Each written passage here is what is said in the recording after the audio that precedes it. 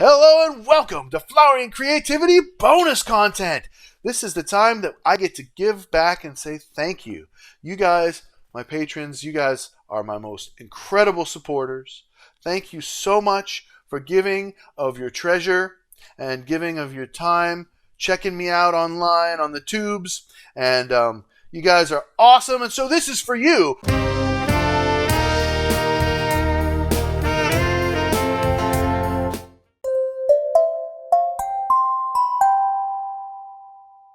I've got some extra bonus content from Georgiana Johnson. Welcome back, Georgiana. Thank you. So we were talking about creativity, and we were mainly approaching it from the sense of, keeping your energy moving, because when your energy stops moving, then your ideas are going to be of a lower quality. You're not going to be accessing your highest and best flow. One we talked about the physical analogy. I think one thing I wanted to bring up before I ask you a question is cancer, right? I think that's probably the best analogy, right? If like an energy blockage it's like cancer, right? Because if you took stuff into your body and then your body flowed and got it all out, like all of the toxins or whatever that's in whatever you took in, if you're able to flow it all out of you, cancer wouldn't develop, right? But it's when your body's unable to flush all of that out, and then it builds up, and then that the poison, causes your cells damage and your DNA damage or whatever it is that causes the cancer, right? So it's almost like cancer is like this beautiful analogy for like this creativity block, right? What do you think? Well, because I have the ability now to create so easily, I'm going to step delicately around that idea. Okay. But I like the idea of flushing. I mean, I suppose that we could actually just go to something that everyone is familiar with multiple times a day, like a toilet. Mm-hmm. And think about ideas, emotions, beliefs, mental restrictions, limitations. I'm not good enough. I can't do that. Whatever it happens to be. I'm not fast enough. Everybody else will get there before me. They're all better than I am. Building up. And if we never flush the toilet, then what happens? Right? Yep. Yeah. you got a sewage problem. Right. So flushing is a good word, one that you use to move stuff out. And how do we do that? How do we do that? That's for each person to choose, to explore, because I might say, here, try this, and it really works for a lot of people, but maybe some people it's like, nah, it didn't really do much for me. Then find something different, right? Mm-hmm. Find what works for you. And what I had mentioned in the other podcast is to clear the mind, come into the body, listen, explore, get comfortable there. And then whatever we notice, respond with love. And so finding tools to do that, running, exercise, any kind of exercise, dancing, horseback riding, swimming, jogging, Zumba, or anything, whatever it is that a person likes to do. Taking a walk is a beautiful experience too, to help clear some of that. And then there are specific energy medicine techniques to also do. We actually flush meridians. And there's some meridians that are connected to the idea of cancer. And so making sure those meridians are really healthy is a very, very valuable thing to do. Yeah, I like the toilet analogy better than the cancer analogy. I like that better because there's this whole idea with cancer of treatment and all this stuff. So that's the flushing is much simpler. That's a much better analogy. So one of the ways that I have been promoting myself has been doing React videos, and so I'm wondering, how do you promote your work to attain your goals? Your website, your sessions. What do you do to raise awareness about what you're doing? Right. Some of these methods are new, and then some have been in place for years. I have an email list. So I send out a very basic email newsletter. And by basic, I don't use any of the newsletter programs that are out there. For instance, I don't know if I can say it or not, MailChimp or whatever they are. I don't use those pretty much for privacy, to honor the privacy of my newsletter list, the people that are on it. But I send out regular, about monthly newsletters, and sometimes we'll have specials, or we'll include at this point a video, a link to the video to promote classes. I also promote to local, mostly local, Facebook group sites, promote my videos, whether they're promoting a class or the Family Friday that you had mentioned, which is about energy medicine videos for families, health, unity, and fun. So they're ideas for parents to do with their kids for enjoyment and to support them for better sleep or relaxation in general, or focus, perhaps. So those are some primary ones. And then my Facebook page, I work quite a bit with it, although I never know how much is being responsive. But here's the bottom line with any type of promotion that I do. As I know, as I hold that clearer vibration, in other words, as I let go of the mental and emotional limitations and restrictions, like, oh, I'm going to do this, but is it good enough? Who will it reach? How's it going to work? Mm-hmm. And I let go of all of that and just hold that I do my very best, put it out there. Even if nothing comes back from that direction, something will come in from this direction. Something will come in from this direction. And so it's the effort and the attention that I give and the clarity that I attempt to keep in my energy field, which will allow that flow out and the flow in, and not really concerned about what direction. It's just the openness of flow. Well, yeah, because we've got you know energy flowing 360 degrees all around us, every Yeah. direction. Yeah. Yeah. The universe aligns with my alignment. And by align with my alignment, it's not that I'm more powerful than the universe, but I put my intention in place, and then it arranges itself to support that. Now, if I put my intention in place, but I follow it up with the idea, oh, this people won't like this, then the universe hears that too. And there isn't that support. But if I put it out as clearly as possible, yes, this is good. Someone, many people perhaps will benefit, then it may not be those people that come back that view that video, but from another direction. So I feel that the flow is it is cyclical, circle, and I feel very supported. It's beautiful. Um, okay, so do you have any advice for someone who wants to start their own creative business or endeavor? Yes. Things I wish people had mentioned to me originally, um, which I've, had to find out along the way, I suppose. And that is, what do you know about yourself, Georgiana? What do you really know about yourself? And what are you willing to face within yourself to accomplish what you believe you want to do?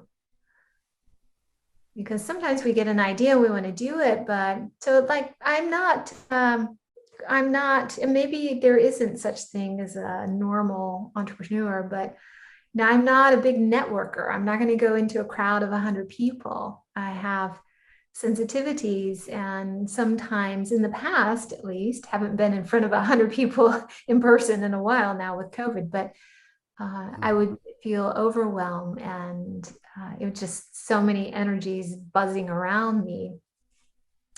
So sometimes that's what someone starting a business needs to do, is really connect and network. And so knowing how How will I do that? Am I comfortable doing it? Am I not? Is it something that my business would need? This idea that I want to bring into service, how's it really going to exploring some of that and not letting it stop the person unless they really get to the idea of, oh, well, I really would have to talk to a lot of people and I really just can't do that. Then perhaps they need to hire someone to actually execute the idea or partner with someone to execute the idea. So exploration, I guess, is to summarize, is to explore self as you explore the idea and what it might look like, and then to creatively use the imagination to create within yourself what would that look like without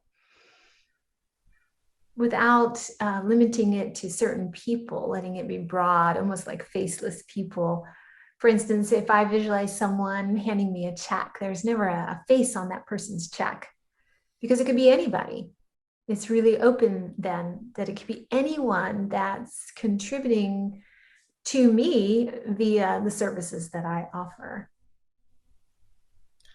That's beautiful too. And visualization is not my strongest suit.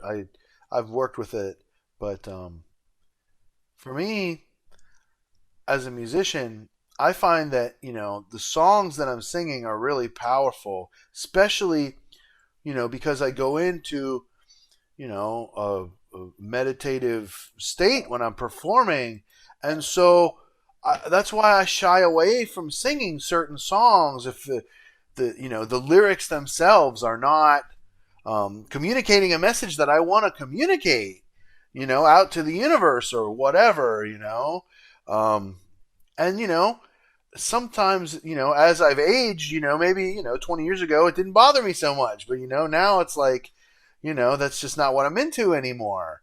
Like example, like Freebird, right?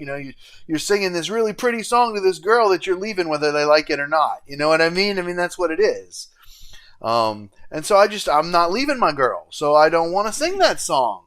You know what I'm saying? Because I don't want to be free as a bird. I'm happy being tied down. I'd rather sing I'm happy to be stuck with you.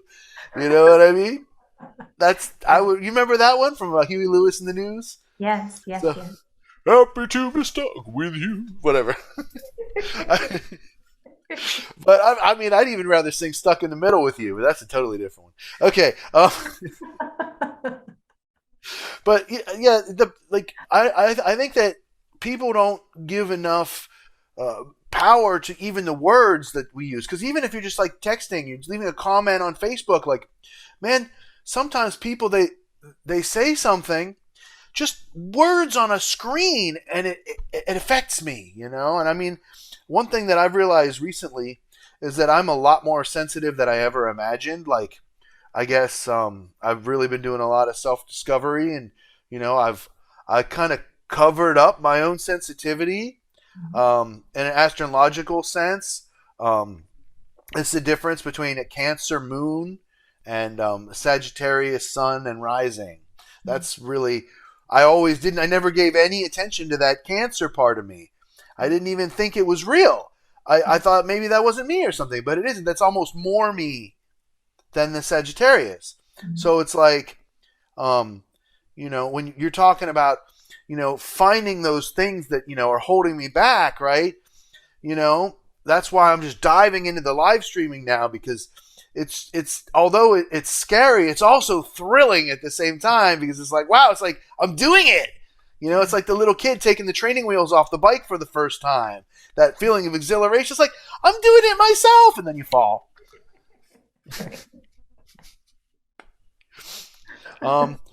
And starting your own business is like that. And man, I put in so much work into my YouTube, and like, it took so many videos to get to the point to where the snowball started rolling, and then when it was rolling, but I didn't see it.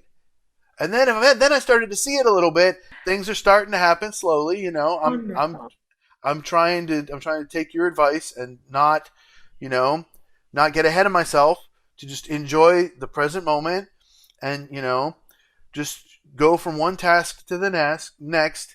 And one thing it's important is to not let yourself get discouraged, because especially when you're starting your own business, most of the time you lose money before you make money, and that sucks. But it's the damn truth. I just spent $2,200 on a new computer. I just spent $350 on a new internet router. Spending $100 a month on internet service so I can have a gigabyte a second for you guys. And I mean, I'm not making $100 a month to even pay my internet bill yet. So we're talking about really sticking with it. That's my advice. Don't give up. Just keep sticking with it and just keep plugging away. Keep putting the video out every week or whatever it is you're doing, because eventually you'll get to the one that'll get people's attention, or will give you that suggestion from somebody that'll be the one that gets people's attention, or because a lot of times, at least for me, my best videos have been from other people's ideas. They weren't even my ideas. Right. And And also go ahead. the ones that give me the most trouble too. The videos that give me the most trouble are always the most popular. Like, for example, my highest viewed video now is a double feature reaction from Sarah Olson and myself. I introduced her to one of my favorite songs from when I was young, and then the acoustic guitar cover version of it. Well, YouTube decided that they were not going to allow me to play that music video for the song "Another Day" by Dream Theater. I put mirroring, I changed the colors, I put blurring, I made it look horrible. You couldn't even tell what it was. It just would not go through the gates. I tried it 4 times.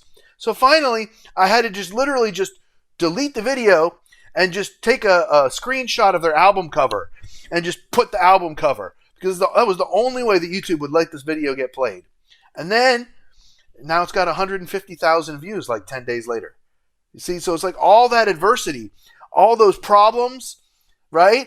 I could have given up at any point along the way and just been like, this isn't worth it. Oh my God, again, I quit. And I had those thoughts, right?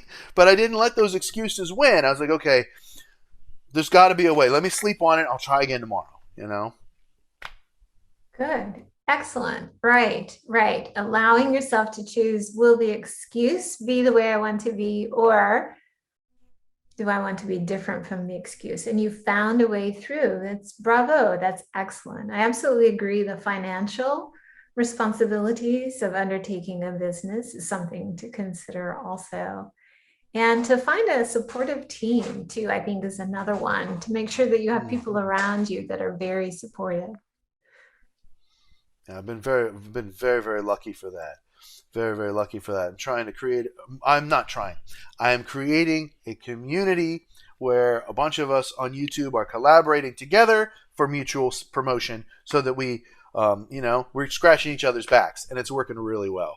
And people like that too, because I'm introducing things that I like to my friend, and my friend is introducing things that they like to me, and so we both get something new, and we both get to share a jam. And so it works really well with the collaboration.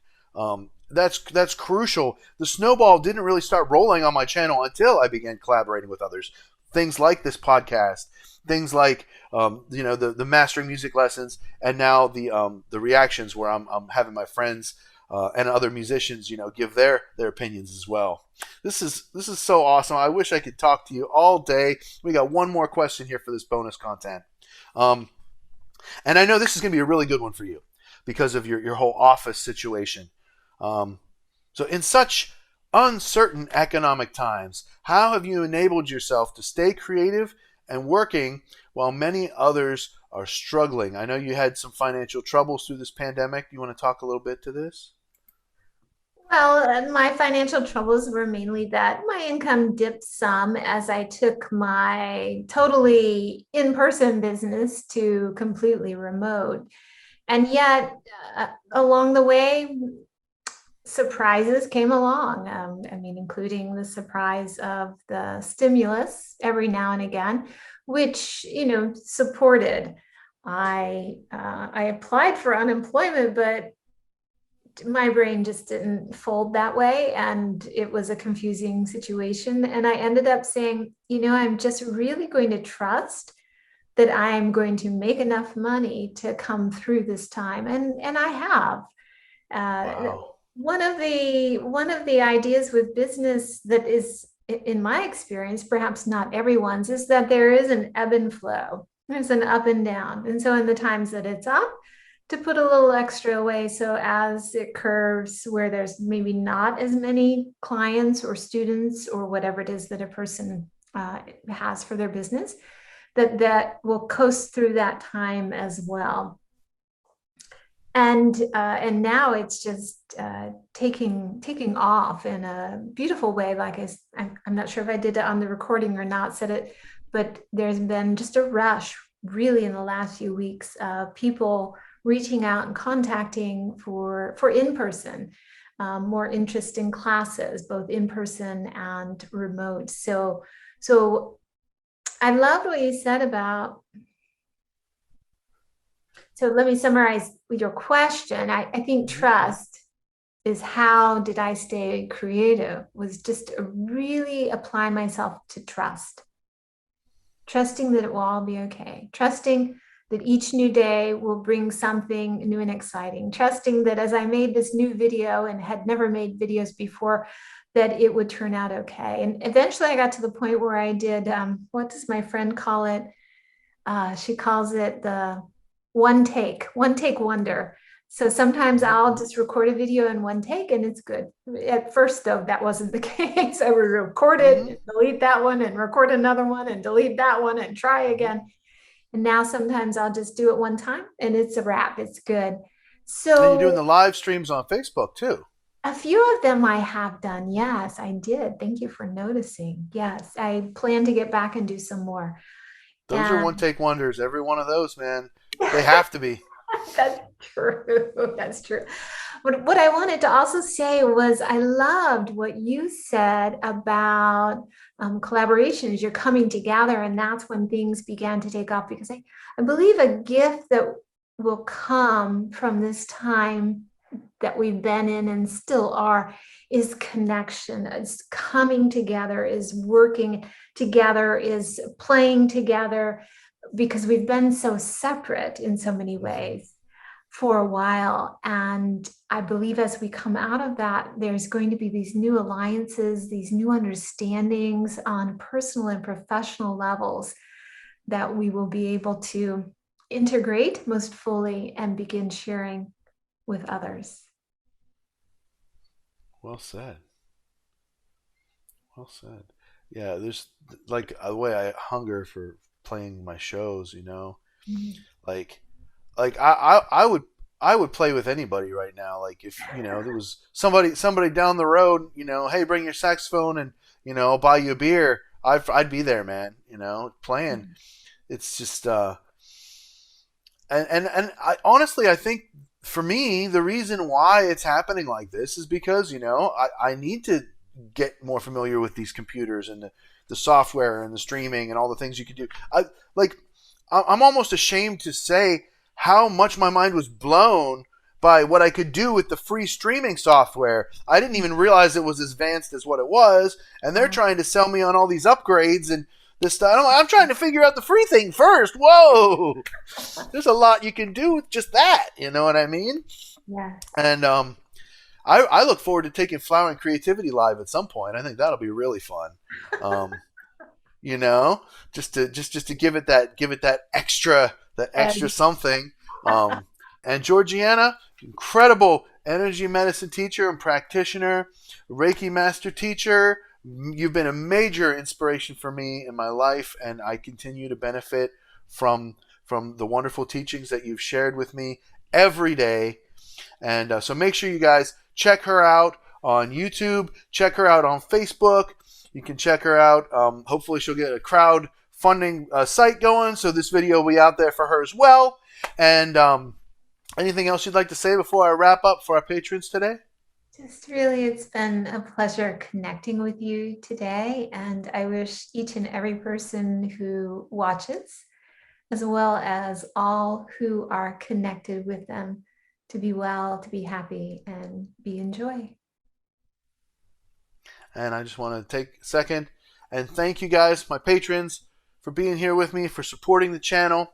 It's through your hard work and treasure that you donate to us That's what's allowing me to continue going, slowly but surely reimbursing for all this equipment that I've had to buy to be able to create this incredible content and share these messages with you. And so this is my gratitude to you. Thank you so much for being my greatest supporters, and I love you. Just make sure you take a second and check out my website, MatthewsMusicLessonStudio.com, where you can get music lessons from me if you're interested, and I can teach you, and we can do all kinds of stuff, from songwriting to singing to guitar to saxophone, ukulele, all kinds of stuff.